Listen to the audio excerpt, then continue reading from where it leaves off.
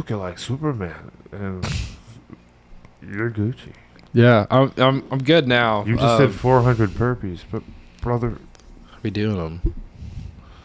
just start where you want to start, brother, man. Yeah. So that evening had gone over to my parents' house with my sister and my sister-in-law, and we did like a family dinner. And then I was going back over there that evening because I was planning on road tripping with my dad to Amarillo because I had harvested an elk and we were going to pick up the meat from that harvest the next morning. So it was a Tuesday. I had gone with my dog back to my house, and then I ran to Walgreens because I wanted to go print off a picture. Okay. And I came back to the house, opened the garage, walk in the house, and I'm just like chilling in the house, and I hear like a loud voice, and I'm like, okay, maybe it's like a Zoom call or whatever, because we're peak 2020. Yo, yeah. Everybody's kind of like in their own bubble. Zoom's really big. Zoom's popping. So I'm like, okay, maybe somebody's on Zoom. So I'm just in the kitchen doing my own thing. No, I'm in the kitchen. I'm doing my own thing. I'm just sitting there, and then I'm like, all right, I'm gonna go to bed. And then I hear like this voice again, and I'm like, who the hell is this? Like, I don't recognize his voice at all. So I say hello really loud.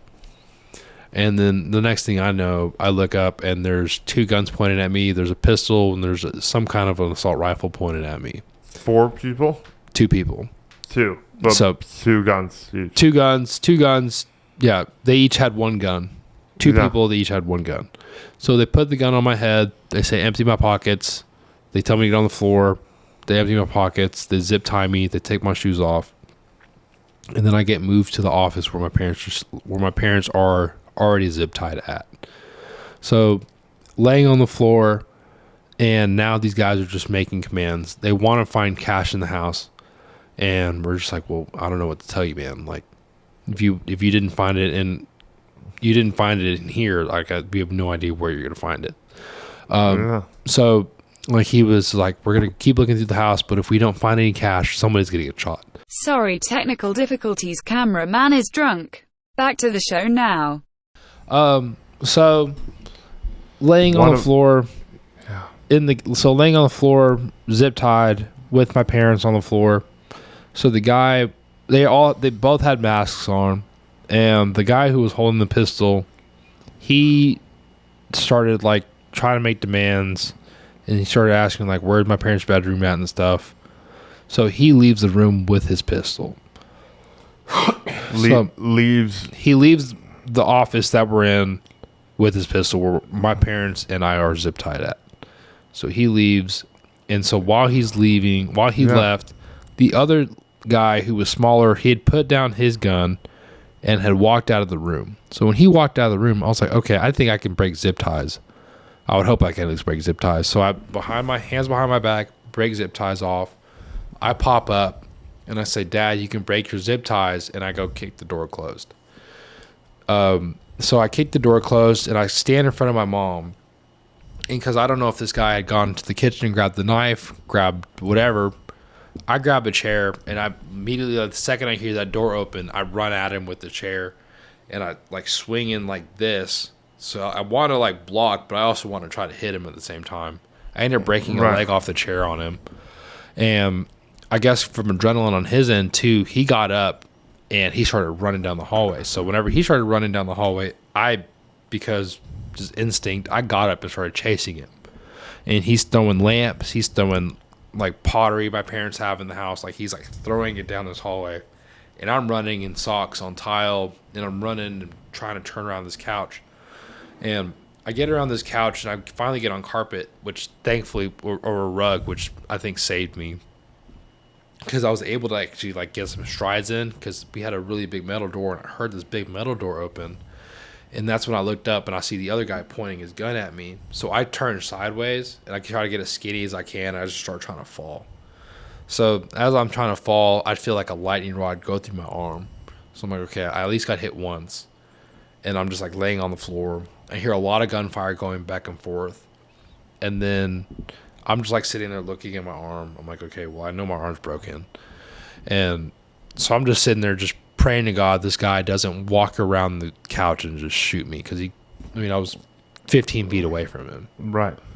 And my dad, thankfully, he was able to break his zip ties too, and that's what ended up saving me. Was he was able to return fire on the guy He was. as I was doing like what I was doing.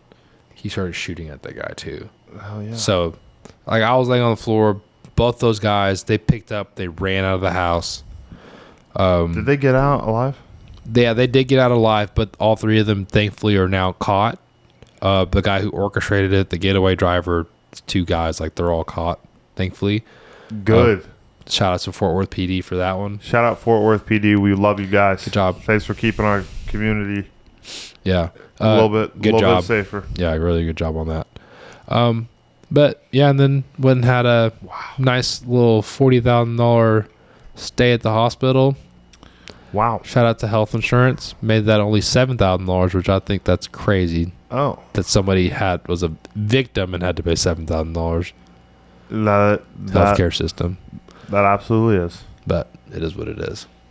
Brother, what an experience. Yeah, we are where we are. What because the things that is happen. the biggest impact that it's had on you? I think honestly the biggest impact is like really more cherishing, like understanding like any day could be your last day. So like what was your last moment? What would you want it like if like looking back on it, you were about to die and you looked back on it, like what was your last day? Would you be okay with that being your last day? Right. It's always important for us to try and think like that. Yeah. I mean, because like even if it's something mundane, but like was it mundane with like a purpose?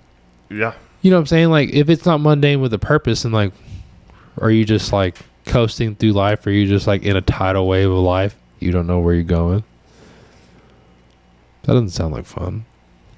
Which when you're coasting, those are days you wish you had back. Yeah. Because like the end of a coasting day or like an end of a day, like that's honestly like I'm having 2 beers, but like generally I don't drink a lot because 2 beers, 1, 2. Yeah, just 1, 2. Because generally the next day is not worth losing that day for me.